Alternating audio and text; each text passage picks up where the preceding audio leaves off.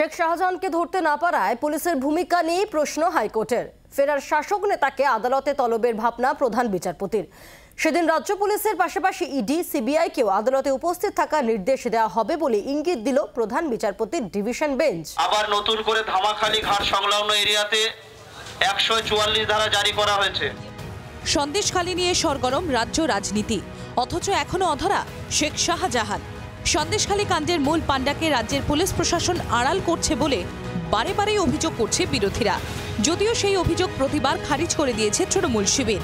এই পরিস্থিতিতে শাহজাহান নিয়ে কলকাতা হাইকোর্টের মন্তব্যে অস্বস্তি বাড়ল শাসকের।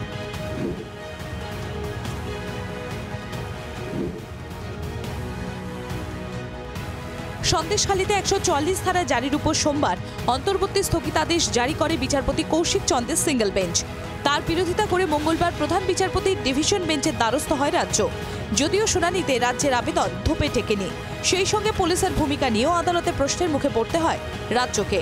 এদিন শুনানিতে প্রধান বিচারপতি টি.এ. শিবজ্ঞানম বলেন, যার জন্য এইসব ঘটনা ঘটছে রাজ্য তাকে সমর্থন করতে পারে না।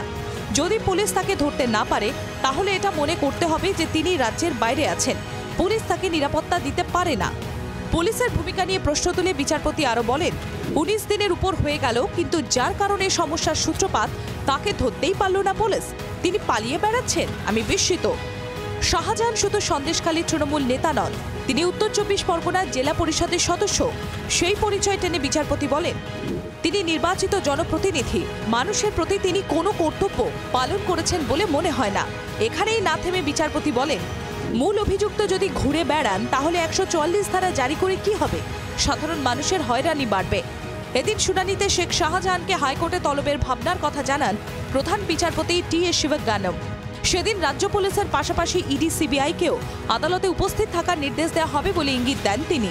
সিবিআই কাল থেকে যদি মাঠে নামে, সিবিআই যদি কেন্দ্রীয় বাহিনী নিয়ে তল্লাশি চালায়, তাহলে বেড়মজুর 1 এবং 2 জিপির মধ্যে শাহজাহানকে পেয়ে যাবে। কোনো অভিযুক্ত ধরা যাচ্ছে না বা কিছুদিন পালিয়ে বেড়াচ্ছে, এটা তো নতুন নয়। আমরা কোথাও জাস্টিফাই করছি না। শাহজাহান পুলিশ খোঁজার চেষ্টা করছে, কোর্ট যা করছে, কিন্তু তার মানে এই নয় যে সেটাকে ধরে গোটা এলাকাটা সম্পর্কে একটা মিথ্যা বা কুৎসা চলবে। আইনজীবী মহলের একাংশের মতে হাইকোর্টের মন্তব্যে সন্দেশখালী কাণ্ডে অস্বস্তি বাড়ল শাসকের। অন্যদিকে হাতে অস্ত্র পেল বিরোধীরা। অর্ণবাংশু নিয়োগের রিপোর্ট, জি 24 ঘন্টা। বাংলার আওয়াজ, বাঙালির আবেগ, জি 24 ঘন্টা।